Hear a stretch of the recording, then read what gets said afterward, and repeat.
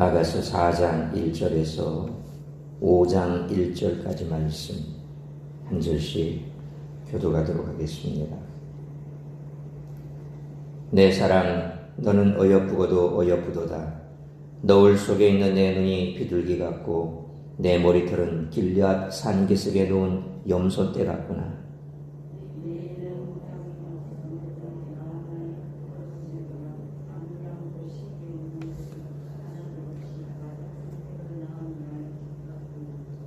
내 입술은 홍색 실 같고 내 입은 어여쁘고 너울 속에 내 뺨은 석류 한쪽 같구나.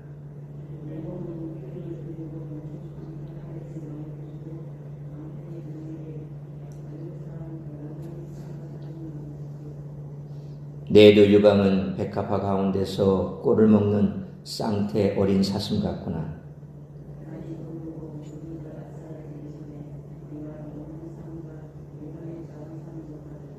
나의 사랑, 너는 어여쁘고 아무 흠이 없구나.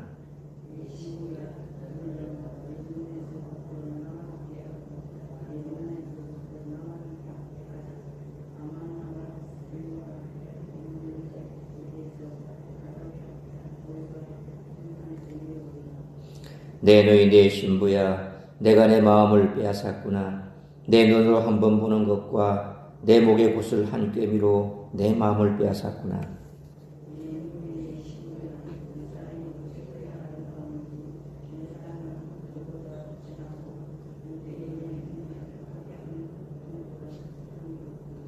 내 신부야, 내 입술에서는 꿀방울이 떨어지고 내 혀 밑에는 꿀과 젖이 있고 내 의복의 향기는 레바논의 향기 같구나.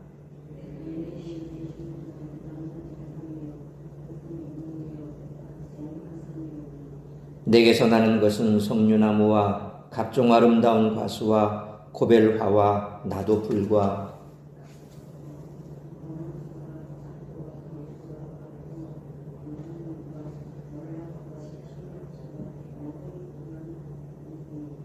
너는 동산의 샘이요 생수의 우물이요 레바논에서부터 흐르는 시내로구나.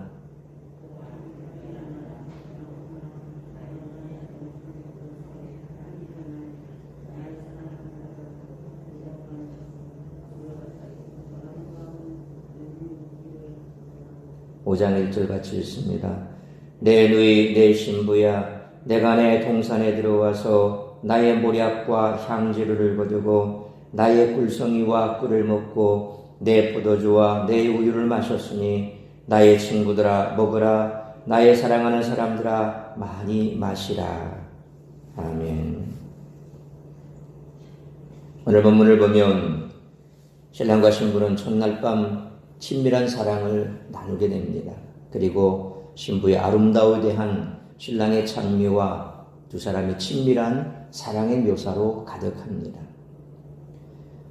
1절로 7절이 신부의 외모에 집중하고 있다면 이어지는 8절로 15절은 신부의 에로틱한 측면들에 초점을 맞추고 있고 이제 4장 16절로 5장 1절은 두 사람의 친밀한 사랑 나눔을 노래합니다. 이처럼 남편과 아내의 하나됨은 하나님이 정하신 복입니다. 사랑과 배려, 희생과 섬김이 신랑과 신부가 지켜나가야 할 덕목들로 제시될 수 있다면 두 사람의 육체가 하나됨은 하나님의 선물이자 복입니다. 그런데 현대의 분주한 삶은 사람들에게 풍요를 가져다 주었지만 한편으로는 치열한 경쟁에서 살아남기 위해 열심히 움직이다 보니 어수선하고 소란스러워졌고 다른 한편으로는 더 많은 임금을 받기 위해 분주하게 뛰어다니게 되었습니다. 새벽같이 출근했다가 저녁 늦게 귀가해 피곤한 몸을 잠시 누입니다. 그리고 다음날 새벽 동일한 일상이 되풀이됩니다. 덕분에 이전 시대와 비교되지 않는 풍요로운 삶을 누리게 되었지만 분주한 삶은 풍요라는 장점만을 가져다 준 것이 아닙니다. 인간관계가 두텁지 못하고 서먹서먹해지는 서원해지는 부작용을 불러왔습니다. 공부하기 바쁘다 보니 친구들과 대화하는 시간이 줄어들었고 또한 자녀들은 게임에 1시간을 투자하기는 해도 부모와 대화하는 데는 1분도 투자하기를 아깝게 생각하게 됩니다. 바쁘고 과중한 직장일과 가사에 지친 남편과 아내는 마치 낯선 이방인이 되고 말았고, 대화의 단절은 부부관계가 피상적이고 업무적으로 변하는 불행으로 이어졌습니다. 이러한 관계는 아내와 남편이 정신적으로나 육체적으로 하나 될 수 있는 기회까지 앗아갔다는 것입니다. 이렇게 볼 때 아가서가 현대 그리스도인들에게 주는 유익 가운데 하나는 바로 부부의 하나됨이 얼마나 소중한지를 일깨우는 것이라고 하겠습니다. 부부가 서로에게 내 누이, 내 신부야, 내가 내 동산에 들어와서 나의 모략과 향재료를 거두고 나의 꿀송이와 꿀을 먹고 내 포도주와 내 우유를 마셨으니라고 고백할 수 있는 시간과 환경을 만드는 노력이 그 어느 때보다도 절실하다고 하겠습니다. 오늘 본문은 대부분 신부에 대한 찬미로 이루어져 있습니다. 가마에서 내린 솔로몬은 신부를 데리고 신방으로 들어가 그 아름다움을 노래하며 첫날 밤을 보내고 있습니다. 따라서 이와 같은 오늘 본문의 말씀을 통해 우리들이 깨달아야 할 것은 첫째로 1절로 8절 말씀처럼 하나님은 우리를 사랑의 눈으로 바라보신다는 것입니다. 1절로 5절 말씀처럼 신랑이 신부를 바라보는 시선을 따라 신부의 아름다움이 묘사되고 있습니다. 신부의 맑은 눈으로 시작해서 검은 머리, 하얀 이와 붉은 입술, 홍조를 띤 뺨과 긴 목과 아름다운 가슴으로 묘사됩니다. 신랑은 모략산과 유향의 작은 산으로 표현한 신부의 가슴에서 밤새 사랑을 나누겠다라고 노래합니다. 성경에 이런 기록이 있다는 것은 우리가 배우자와 아름다운 성적인 관계를 통해 사랑을 나누는 것을 하나님이 기뻐하신다는 사실을 알게 합니다. 그래서 그럴까요? 구약에서 이 아가서는 사실 정경화 작업에서 넣을까 말까도 고민했다 하고, 또 지금도 유대인들은 이 아가서는 19금의 성경입니다. 그러니까 성인이 되기 전에는 읽지 못하는 그런 성경으로 그들은 분류해 놓고 있습니다. 그러나 우리가 이 아가서가 성경에 들어왔다는 것은 계속해서 제가 말씀드립니다만, 아가서는 단지 남녀 간의 사랑만이 문제가 아니라 바로 사도 바울도 고백했던 것처럼 교회와 그리고 신랑 되신 주님, 그 관계를 또한 영적으로 표현하는 것으로 확대 해석합니다. 그러니까 바울이 그것을 우리에게 제공을 하고 있죠. 신랑이 신부를 사랑함 같이 우리 주님이 교회를 사랑함 같이 그렇게 서로 사랑하는 것이 맞다라고 말한 바로 그 근거가 여기 아가서에서 찾을 수가 있습니다.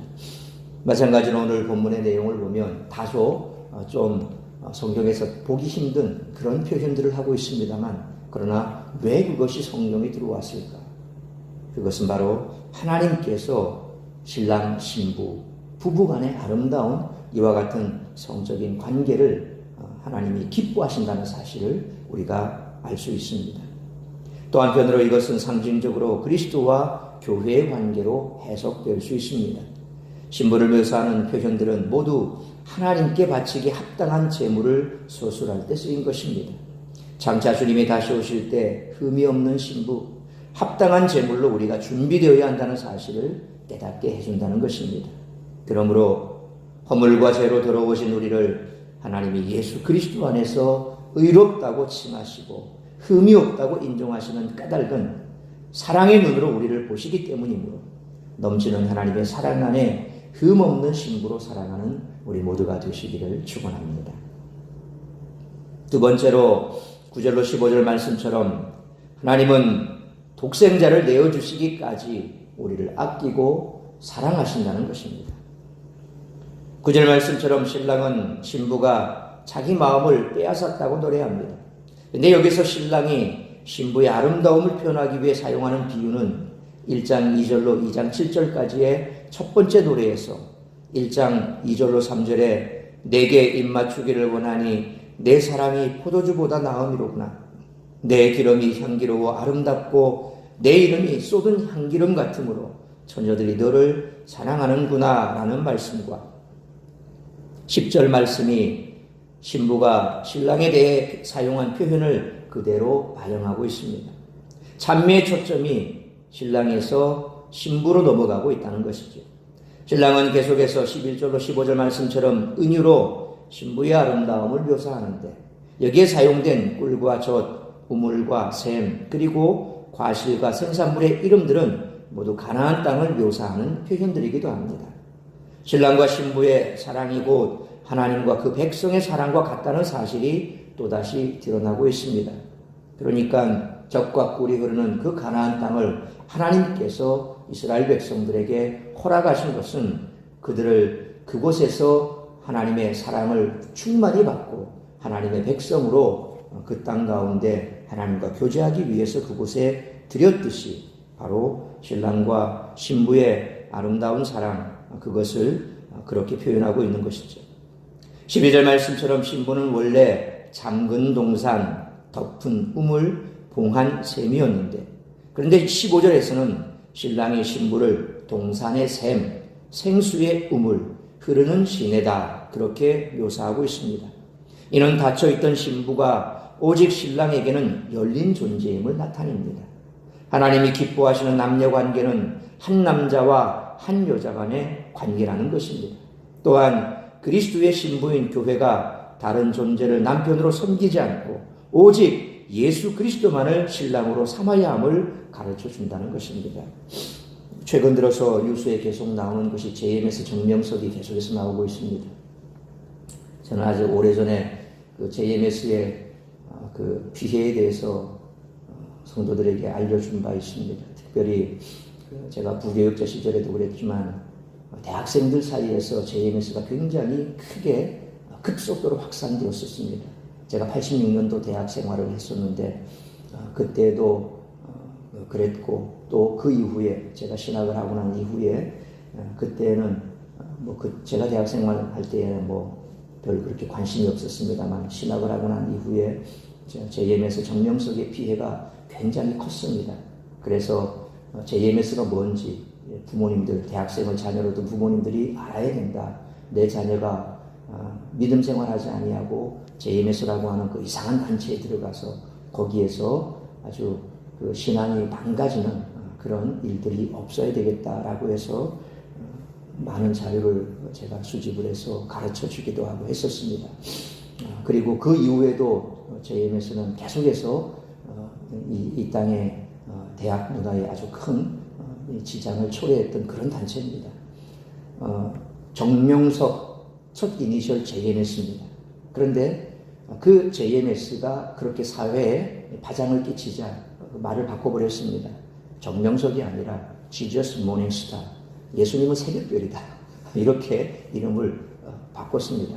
그렇게 하면서 그러다가 결국 정명석이 이 성추문 사건에 연루되면서 중국으로 도망을 갔다가 중국 공안 당국에 의해서 체포가 되고 한국으로 송환되어 왔습니다. 그리고 이제 얼마 전에 그런 만기 출소했습니다. 그런데 만기 출소하자마자 그 고령의 나이임에도 불구하고 다시금 정명석은 그 활동을 계속해서 하고 있습니다. 그리고 역시나 그 성추문 사건과 또 유사한 그런 사건들을 만들어내고 있지요. 분명히 그는 얘기 들어보면 그 안에서도 하나님을 얘기하고 성령님을 얘기하고 이러면서 예수님을 얘기하고 마치 정명석이가 굉장히 예수 그리스도를 잘 따라가는 그런 사람인 것처럼 표현하고 있습니다. 그리고 한편으로 정명석은 성령 충만한 사람으로 그렇게 얘기를 하고 있습니다. 어저께 JTBC 뉴스에 보도 계속해서 JTBC가 정명석에 대해서 지금 연속으로 보도를 하고 있습니다만 어저께 뉴스에도 보니까 성령이 충만해서 축구를 하는데 26골을 넣었고 성령 충만한 모습을 계속 보여주고 있고 고령에도 불구하고 성령 충만하니 하나님께서 은혜를 베풀어 주셔서 저렇게 됐다. 이런 막 이렇게 떠들고 있어요. 마치 그 집단이 예수 그리스도를 잘 믿고 정명석은 예수님을 잘 따라가서 그렇게 성령 충만해서 건강을 유지하고 있고 이렇게 얘기를 하는데 실제상으로 그 정명석은 신적인 존재잖아요. 그 사람 그런 존재거든요. 그 JMS 안에서 총재로 전혀 성경과 상관없는 사람입니다. 초점의 대상이 예수 그리스도가 되어야 되는데 자기가 지금 초점의 대상입니다. 이 이단들의 똑같은 행태입니다. 이만희가 그렇게 되어버렸고, 우리 기장에 있는 저기에도 박태선이가 그렇게 되어버렸고, 다 이단들은 다 그래요. 마치 성경 안에 포장되어서 자기가 그렇게 성경의 말씀대로, 진리의 말씀대로 잘 따라가는 사람처럼 되어 있지만 포커스는 자기에게 맞춰져 있다는 거예요. 우리가 그리스도의 신부인 그런 교회라고 한다면 오직 포커스는 사람이 아니라 예수께 맞춰줘야지. 그래서 항상 그런 관점에서 우리가 이단들을 분별해낼 수 있어야 되고, 우리 역시도 마찬가지입니다. 목회자는 신적인 존재가 아니거든요. 그래서 정말 진리의 말씀을 제대로 분별하고 교회가 교회다워지기 위해서는 목회자도 정상적인 말씀 위에서 말씀대로 살아야 하고, 성도들 또한 말씀대로 사는 그런 말씀 위에 서야 되고, 그래서 교회가 교회다워져야 한다는 것입니다. 그러므로 독생자를 내어주시기까지 우리를 아끼고 사랑하신 하나님이심으로 세상의 마음을 빼앗기지 말고 오직 교회 안에서도 주님만을 바라보며 주님을 위해서 하나님만을 진심으로 사랑하는 우리 모두가 되시기를 축원합니다. 세 번째로 16절로 5장 1절 말씀처럼 주님과 온전한 사랑의 관계를 만들어가야 한다는 것입니다. 마지막으로 신랑은 16절 상반절 말씀처럼 신부를 향한 격정을 북풍과 남풍으로 표현합니다. 신부는 이에 화답하여 16절 하반절 말씀처럼 신랑이 그 동산에 들어가서 그 아름다운 열매를 먹기를 원하노라 라고 노래하는데, 이는 신랑이 자기에게로 들어오는 것을 허락하는 표현입니다. 그러자 신랑은 6장 1절 말씀처럼 내가 내 동산에 들어와서 나의 보약 향재료를 거두고 나의 꿀송이와 꿀을 먹고 내 포도주와 내 우유를 마셨으니 라고 노래하면서 그 기쁨을 표현합니다.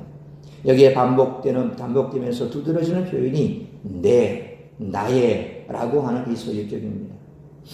이어서 1절 하반절 말씀처럼 먹고 마시고 많이 마시라 라는 합창이 신랑과 신부 두 사람의 관계를 축하하면서 이제 세 번째 노래가 끝이 납니다. 이들은 하나님의 복과 기쁨 안에서 이제 하나가 되었습니다. 이 두 사람의 관계는 전혀 강요나 억지를 찾아볼 수 없는데, 이것이 하나님이 원하시는 거룩한 부부관계이며 신부된 교회와 성도가 신랑 되신 예수 그리스도를 향해 취해야 할 온전한 모습이라고 하겠습니다. 그러므로 신부된 교회와 성도가 강요나 억지가 아닌 자원하는 마음으로 주님과 온전한 사랑의 관계를 말씀 가운데 만들어가고, 그로 인해 부어주시는 복과 기쁨을 누리며 살아가는 우리 사랑샘 교회와 성도님들 되시기를 축원합니다. 사랑하는 성도 여러분, 창세기 2장 18절로 25절 말씀처럼 성경에 가장 먼저 규정한 사회제도는 바로 부부입니다. 하나님은 지금도 모든 가정에 이런 사랑이 회복되기를, 특히 성도들의 가정이 사랑으로 하나 되기를 바라십니다. 또한 모든 성도가 신랑으로 오신 예수님을 흠없는 모습으로 기쁨으로 맞이하기를 원하신다는 것입니다. 그러므로 솔로몬과 술람미 여인이 친밀해진 것과 같이 하나님께만 마음을 빼앗기고 꿀과 같이 단 말씀을 깊이 묵상하면서 하나님과 더 깊고 친밀한 관계로 나아가는 우리 모두가 되시기를 주님의 이름으로 축원합니다. 기도하겠습니다. 걸어가신 아버지 하나님, 은혜와 사랑을 감사합니다. 오늘 우리에게 주신 말씀을 다시 한번 가슴에 새기며, 오늘날 가정이 무너져가고 있는 그 중심에는 부부관계가 무너져가고 있음을 우리가 볼 수 있습니다. 친밀한 솔로몬과 술람미 여인의 그 아름다운 부부관계가 오늘 우리의 삶 가운데 다시 한번 이어질 수 있기를 원합니다.